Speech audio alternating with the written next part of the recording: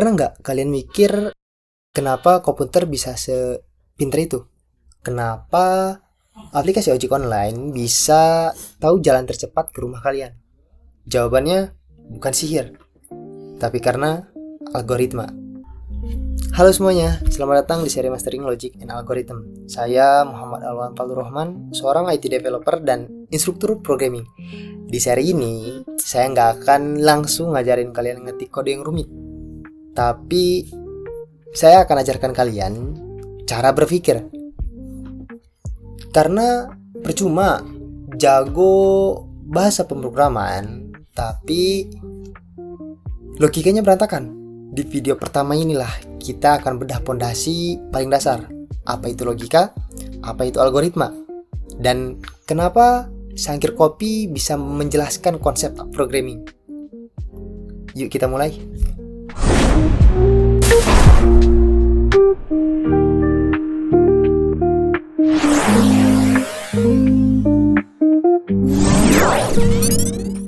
Oke, kita masuk ke dasar. Apa sih itu logika dan algoritma?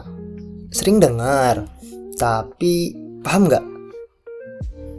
Berdasarkan modul kita, logika adalah upaya berpikir secara cermat, tepat, dan logis. Kunci utamanya yaitu 1. Diterima oleh akal.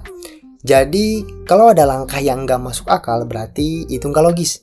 Sedangkan, algoritma adalah langkah-langkah yang terstruktur dan logis untuk memecahkan masalah.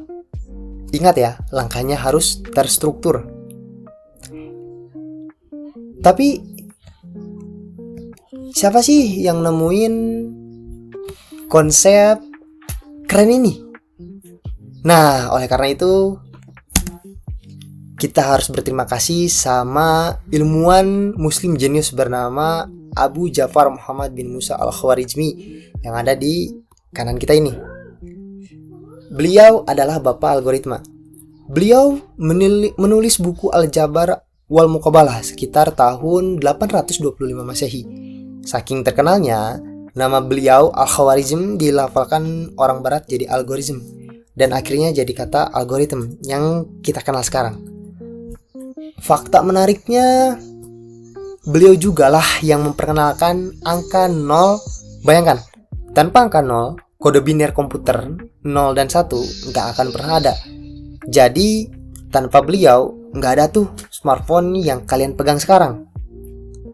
Biar nggak pusing sama teori, kita pakai contoh nyata. Kita pakai algoritma itu kayak bikin kopi. Nah, coba kalian perhatikan langkah ini.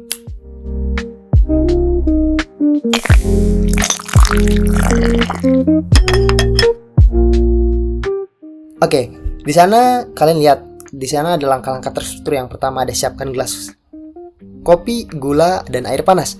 Lalu yang kedua adalah masukkan kopi dan gula. Yang ketiga, tuang air panas, aduk. Dan yang terakhir yaitu kopi siap diminum. Gimana? Logis kan? Masuk akal? Urutannya pas.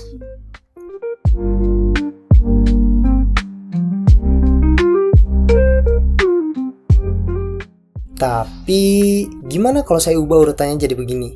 Yang pertama, aduk dengan sendok. Kopi siap diminum. Loh, kopinya mana? Airnya mana? Ini algoritma yang salah karena tidak logis.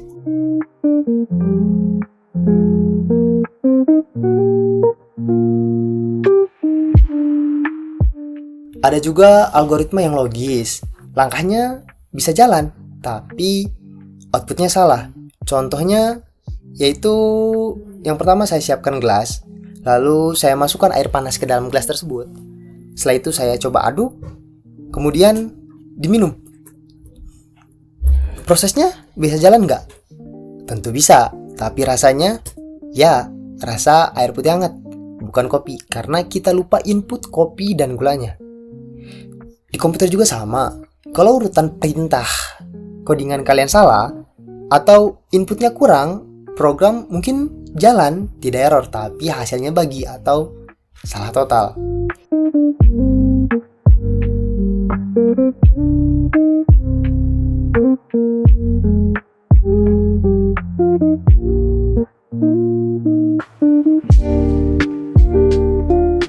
Kalau tadi copy, sekarang gimana komputer mikir? Kita ambil contoh menghitung luas lingkaran. Di otak komputer tuh langkahnya tuh seperti ini.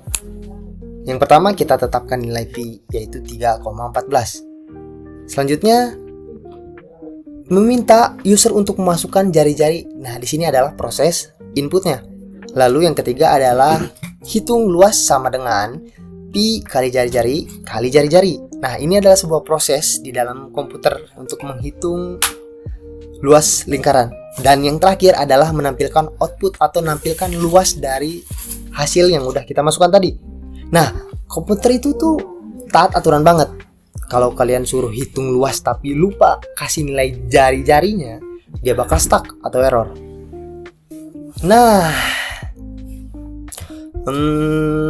menurut pakar komputer Donald E. Knuth, algoritma yang baik itu harus punya 5 sifat ini. Yang pertama tuh ada input, minimal ada 1 masukan data. Yang kedua pasti harus ada yang namanya output, harus ada hasilnya. Yang ketiga adalah finite atau terbatas. Jadi program tuh harus bisa berhenti, jangan sampai looping selamanya. Jika program looping selamanya maka komputer akan hang dong. Dan yang keempat ada definite, yaitu pasti langkahnya harus jelas, nggak boleh ambigu. Dan yang kelima adalah efisien, nggak buang-buang memori atau waktu. Jadi kesimpulannya, sebelum kalian semua buka laptop dan ngetik kode aneh-aneh, perbaiki dulu logika berpikirnya. Susun langkah-langkahnya di kepala atau di kertas. Di video selanjutnya kita akan belajar menuangkan logika ini ke dalam bentuk gambar, yaitu flowchart dan tulisan pseudocode. Itu seru banget.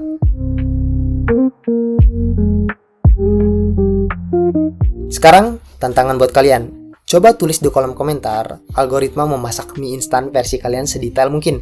Hati-hati, jangan sampai ada langkah yang ambigu. Saya Muhammad Alam Fadlurrahman. Jangan lupa like dan subscribe untuk lanjut ke materi berikutnya. Happy coding dan wassalamualaikum warahmatullahi wabarakatuh.